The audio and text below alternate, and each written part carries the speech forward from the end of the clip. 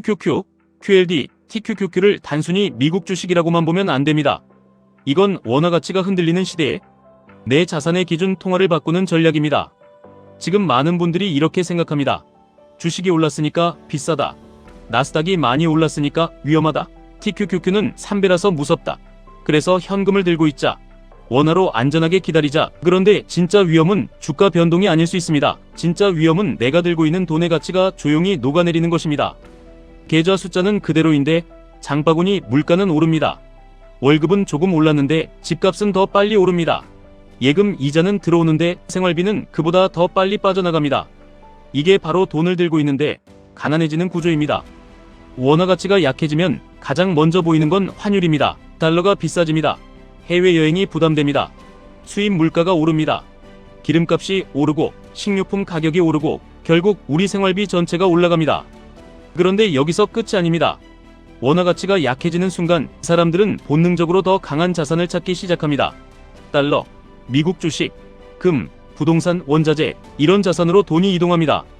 그래서 원화만 들고 있는 사람은 가격이 오른 세상을 바라보게 되고 자산을 들고 있는 사람은 가격이 오르는 세상 안에 올라타게 됩니다. 이 차이가 5년 뒤, 10년 뒤 인생을 갈라놓습니다.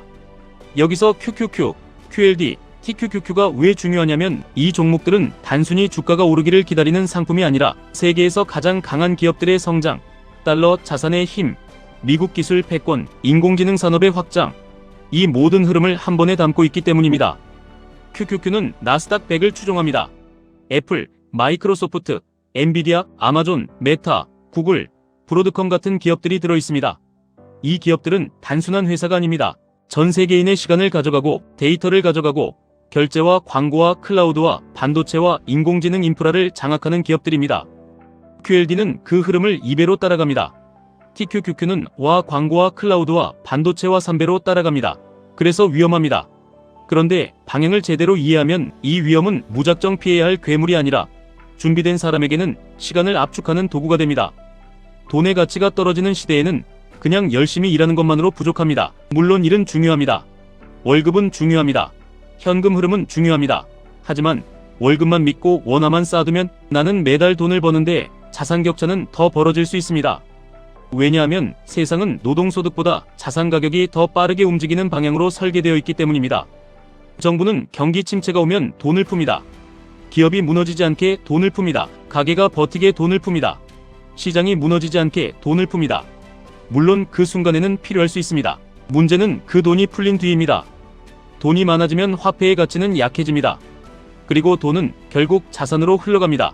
주식으로 가고 부동산으로 가고 금으로 가고 비트코인으로 가고 미국 기술주로 갑니다. 그래서 돈이 풀리는 세상에서는 가만히 있는 사람이 가장 크게 당합니다. 이 말이 불편하게 들릴 수 있습니다. 하지만 냉정하게 보셔야 합니다. 내가 아무것도 하지 않는다고 해서 위험이 없는 게 아닙니다. 오히려 아무것도 하지 않는 것이 가장 조용한 손실일 수 있습니다. 원화 1억을 들고 있다고 생각해 보겠습니다. 숫자는 1억입니다. 그런데 10년 뒤 같은 돈으로 살 수 있는 집, 차, 교육, 여행, 식료품, 의료비가 줄어든다면 그 1억은 예전의 1억이 아닙니다. 반대로 달러 자산을 들고 있는 사람은 다릅니다. 환율이 오르면 원화 기준 평가금이 올라갑니다. 미국 기업이 성장하면 주가가 오릅니다. 인공지능 시대가 확장되면 나스닥 기업들의 이익이 커집니다. 이 세 가지가 동시에 작동하면 자산은 단순히 오르는 게 아니라 복합적으로 커질 수 있습니다. 이것이 QQQ, QLD, TQQQ를 봐야 하는 이유입니다. 물론 여기서 중요한 질문이 나옵니다. 그럼 지금 당장 TQQQ에 몰빵하면 되냐는 겁니다. 아닙니다. 이건 가장 위험한 오해입니다. TQQQ는 강력한 도구이지만 아무 때나 전 재산을 넣는 상품이 아닙니다. 나스닥이 상승할 때는 엄청난 속도로 올라가지만 하락장에서는 계좌가 빠르게 무너질 수 있습니다. 특히 장기 하락장과 횡보장이 오면 3배. 레버리지의 변동성은 사람의 멘탈을 갈아버립니다. 그래서 핵심은 방향을 믿되 매수는 나누고 현금은 남기고 기준은 차트와 경기 흐름에 맞추는 것입니다. QQQ는 중심입니다.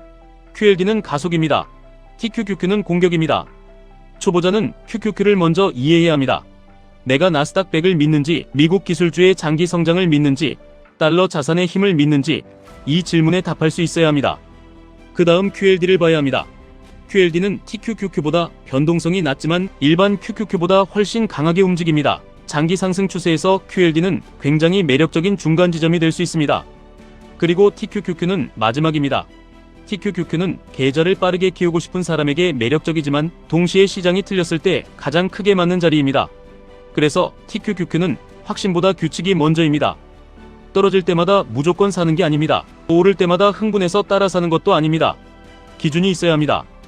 예를 들어 QQQ가 장기 추세 위에 있고 21선이나 51선 근처로 눌림이 나왔고 시장의 공포는 커졌지만 기업 이익과 인공지능 사이클이 무너지지 않았다면 그때 QLD와 TQQQ는 기회가 될 수 있습니다. 반대로 QQQ가 장기 추세를 이탈하고 경기 침체 신호가 강해지고 금리와 유동성이 동시에 시장을 압박하고 기술주 이익 전망까지 꺾이면 그때는 공격보다 생존이 먼저입니다. 투자는 용기가 아닙니다. 투자는 준비된 용기입니다. 여기서 많은 분들이 또 묻습니다. 한국에도 삼성전자, SK하이닉스가 있는데 굳이 미국 주식을 해야 하냐고 말입니다. 삼성전자와 SK하이닉스도 훌륭한 기업입니다. 특히 반도체 사이클이 살아날 때는 강력합니다. 하지만 투자자는 기업만 보는 게 아니라 통화, 시장 규모, 자본 흐름, 지수 편입 효과, 글로벌 수급까지 같이 봐야 합니다. 미국 시장은 전 세계 돈이 모이는 곳입니다. 연기금, 기관, 개인, 국부펀드, 글로벌 ETF 자금이 미국 시장으로 들어옵니다. 그리고 그 중심에 나스닥 100이 있습니다. 한국 주식은 좋은 기업이 있어도 시장 전체의 재평가가 느릴 때가 많습니다. 반면 미국의 대형 기술주는 성장 스토리와 유동성과 글로벌 자금이 동시에 붙을 때 상상을 넘는 프리미엄을 받습니다. 이 차이를 인정해야 합니다. 나는 한국 사람인데 왜 미국 주식을 사야 하냐는 질문보다 내 돈이 어디에서 가장 빠르게 성장할 수 있느냐를 물어야 합니다. 투자는 애국심으로 하는 게 아닙니다. 투자는 가족의 미래를 지키기 위해 하는 것입니다. 내 아이의 교육비, 내 가족의 주거 안정, 내 노후의 자유, 내가 일하지 않아도 버틸 수 있는 현금 흐름, 이 모든 것은 감정이 아니라 숫자로 만들어집니다. 그래서 원화만 들고 있는 것보다 달러를 벌어들이는 기업, 세계의 소비와 기술을 장악한 기업, 미래 산업의 인프라가 되는 기업에 올라타야 합니다. QQQ는 그 문을 열어주는 가장 대표적인 도구입니다. 그런데 여기서 진짜 중요한 건 이걸 머리로만 이해하면 안 된다는 겁니다. 대부분 사람들은 위기가 오면 압니다. 달러를 사야 했구나, 미국 주식을 사야 했구나, 자산을 들고 있어야 했구나. 그런데 위기가 지나가면 다시 있습니다. 월급 들어오면 소비하고, 조금 남으면 예금하고, 주식이 오르면 무섭다고 피하고, 주식이 떨어지면 더 떨어질까봐 못 삽니다. 그러다 10년이 지나면 말합니다. 그때 QQQ라도 사둘 걸, 그때 QLD라도 조금씩 모을 걸, 그때 TQQQ를 규칙적으로 운용해 볼 걸. 시장은 늘 사람에게 기회를 줍니다. 문제는 기회가 편안한 얼굴로 오지 않는다는 겁니다. 기회는 보통 공포처럼 옵니다. 급락처럼 옵니다. 뉴스의 비명처럼 옵니다. 사람들이 다 끝났다고 말할 때 옵니다. 그래서 준비하지 않은 사람은 도망가고, 준비한 사람은 기록하고, 나누고, 매수하고 버팁니다. 자산을 키우는 사람은 예언자가 아닙니다. 완벽하게 마치는 사람이 아닙니다. 자산을 키우는 사람은 틀릴 것을 인정하고도 살아남는 사람입니다.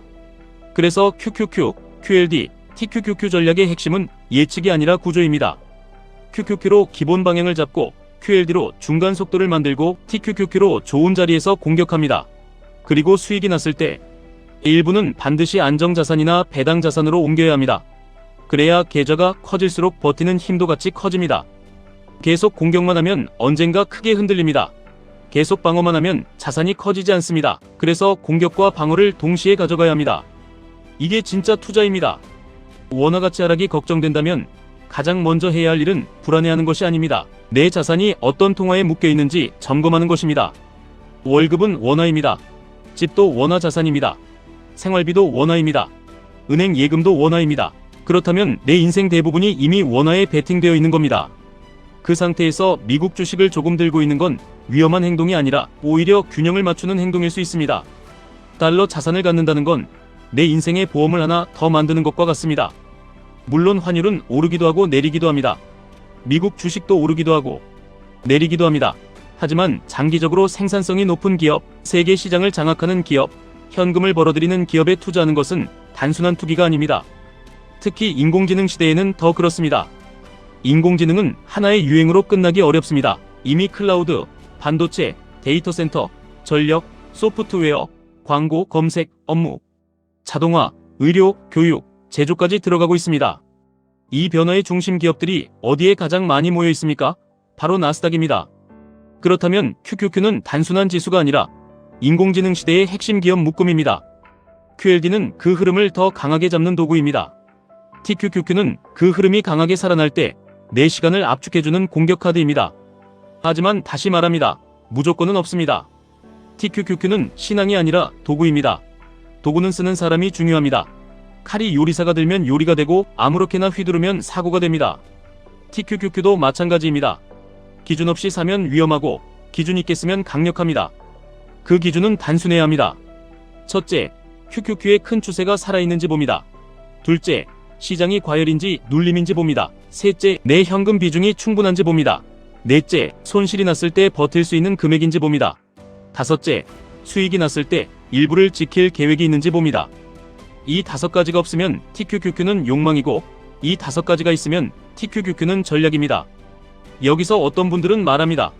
그래도 너무 무섭습니다. 맞습니다. 무서운 게 정상입니다. 돈이 걸려 있는데 무섭지 않으면 그게 더 위험합니다. 하지만 무섭다는 이유로 아무것도 하지 않으면 세상은 나를 기다려주지 않습니다. 물가는 기다려주지 않습니다. 환율은 기다려주지 않습니다. 집값은 기다려주지 않습니다. 기술 변화는 기다려주지 않습니다. 자본시장도 기다려주지 않습니다. 우리는 완벽한 타이밍을 기다리다가 인생의 가장 강한 상승장을 놓칠 수 있습니다. 그래서 중요한 건 오늘 전부 사는 게 아니라 오늘부터 구조를 만드는 것입니다. 매달 일정 금액을 QQQ에 넣는 사람, 눌림이 올 때 QLD를 사는 사람, 공포가 깊어졌을 때만 TQQQ를 나눠서 사는 사람, 그리고 수익이 났을 때 일부를 지키는 사람, 이런 사람이 결국 살아남습니다. 투자는 한 번에 부자가 되려고 하면 오래 못 갑니다. 하지만 방향이 맞고 규칙이 있고 시간이 붙으면 결과는 생각보다 커질 수 있습니다. 원화 약세, 물가 상승, 돈 풀기, 자산 가격 상승, 이 흐름을 욕만 할 수도 있습니다. 하지만 욕한다고 내 자산이 늘지는 않습니다. 정치가 마음에 안 들 수도 있고 정책이 마음에 안 들 수도 있고 환율이 불안할 수도 있습니다. 하지만 투자자는 분노에서 끝나면 안 됩니다. 분노를 전략으로 바꿔야 합니다. 세상이 돈을 풀면 나는 어떤 자산을 가져야 하는가? 원화 가치가 흔들리면 나는 어떤 통화를 벌어들이는 자산을 가져야 하는가? 인공지능이 세상을 바꾸면 나는 어떤 기업 묶음에 올라타야 하는가? 이 질문의 답이 바로 QQQ, QLD, TQQQ입니다. 다만 순서는 중요합니다. 처음부터 TQQQ만 보면 탐욕이 앞섭니다. 먼저 QQQ로 세상의 방향을 봐야 합니다. QLD로 속도를 조절해야 합니다. TQQQ로 기회 구간에서만 강하게 들어가야 합니다. 그리고 절대 잊지 마셔야 합니다. 시장은 늘 흔듭니다. 상승장에서도 흔들고 하락장에서도 흔듭니다. 좋은 자산을 들고 있어도 멘탈이 약하면 뺏깁니다. 결국 돈을 버는 사람은 가장 똑똑한 사람이 아닙니다. 끝까지 자기 원칙을 지키는 사람입니다. 10년 전에도 사람들은 말했습니다. 미국 주식 너무 비싸다. 나스닥 너무 올랐다. 애플 끝났다. 엔비디아 너무 비싸다. 달러 너무 높다. 지금 들어가면 늦었다. 그런데 시간이 지나고 보니 진짜 늦은 사람은 산 사람이 아니라 계속 바라만 본 사람이었습니다. 앞으로도 똑같을 가능성이 큽니다. 지금도 누군가는 말할 겁니다. QQQ 너무 올랐다. QLD 위험하다. TQQQ 미쳤다. 미국 주식은 거품이다. 그 말이 일부 맞을 때도 있습니다. 단기적으로는 조정이 올 수 있습니다. 폭락도 올 수 있습니다. 하지만 10년이라는 시간을 놓고 보면 중요한 건 한 번의 조정이 아니라 내가 세계 최고의 자산에 계속 참여하고 있었느냐입니다. 우리는 부자가 되고 싶다고 말하지만 실제 행동은 가난해지는 쪽으로 할 때가 많습니다. 현금만 들고 불안해하고 좋은 자산은 비싸다고 피하고 떨어지면 무섭다고 피하고 오르면 늦었다고 피합니다. 결국 아무것도 못합니다. 이제는 바꿔야 합니다. 원화만 믿는 시대에서 달러 자산을 함께 가져가는 시대로 가야 합니다. 예금만 보는 시대에서 생산 자산을 보는 시대로 가야 합니다. 뉴스에 흔들리는 투자에서 기준을 가지고 움직이는 투자로 가야 합니다. QQQ는 방향입니다. QLD는 속도입니다. TQQQ는 결단입니다. 그리고 그 결단은 아무 때나 하는 게 아니라 준비된 사람만 하는 겁니다. 오늘 이 이야기를 듣고 바로 흥분해서 매수 버튼을 누르라는 뜻이 아닙니다. 오히려 반대입니다. 먼저 내 자산 구조를 보십시오. 내 현금 비중을 보십시오. 내 월급에서 투자 가능한 금액을 보십시오. 내가 하락장에서 버틸 수 있는 금액을 보십시오. 그리고 나만의 매수 기준을 만드십시오. 그 다음 시작하면 됩니다. 가장 좋은 투자는 나를 잠 못 들게 하는 투자가 아니라 나를 성장하게 만드는 투자입니다. QQQ를 공부하면 세계 산업이 보입니다. QLD를 공부하면 레버리지의 속도가 보입니다. TQQQ를 공부하면 탐욕과 공포를 다루는 법이 보입니다. 결국 이 투자는 단순히 돈을 버는 싸움이 아닙니다. 내 감정을 다스리고 내 시간을 지키고 내 가족의 미래를 선택하는 싸움입니다. 원화 가치가 흔들릴수록 우리는 더 냉정해야 합니다. 돈이 풀릴수록 우리는 더 공부해야 합니다. 자산 가격이 오를수록 우리는 더 빨리 포기하는 사람이 아니라 더 정확하게 참여하는 사람이 되어야 합니다. 지금의 선택이 10년 뒤 내 가족의 표정을 바꿀 수 있습니다. 나는 오늘 조금 불편해도 미래의 나에게 강한 자산을 남겨줄 것인가? 아니면 오늘 편하다는 이유로 계속 원화만 들고 자산 상승을 바라볼 것인가? 선택은 각자의 몫입니다. 하지만 한 가지는 분명합니다. 세상은 이미 움직이고 있습니다. 달러는 움직이고, 인공지능은 움직이고, 미국 기술주는 움직이고, 자산 시장은 움직입니다. 나만 멈춰 있으면 시간이 지나도 제자리처럼 보이지만 사실은 뒤로 밀리고 있을 수 있습니다. 그래서 오늘부터라도 QQQ를 공부하십시오. QLD의 구조를 이해하십시오. TQQQ의 위험과 기회를 동시에 보십시오. 무작정 따라가지 말고 무작정 겁먹지도 마십시오. 가장 강한 투자자는 흥분한 사람이 아니라 준비한 사람입니다. 원화 가치가 흔들릴 때 누군가는 불평만 합니다. 누군가는 달러 자산을 모읍니다. 물가가 오를 때 누군가는 한숨만 쉽니다. 누군가는 생산 자산을 삽니다. 시장이 급락할 때 누군가는 끝났다고 말합니다. 누군가는 다음 10년의 씨앗을 심습니다. 여러분은 어느 쪽에 서시겠습니까? 지금까지 1분 투자 하이젠버그였습니다.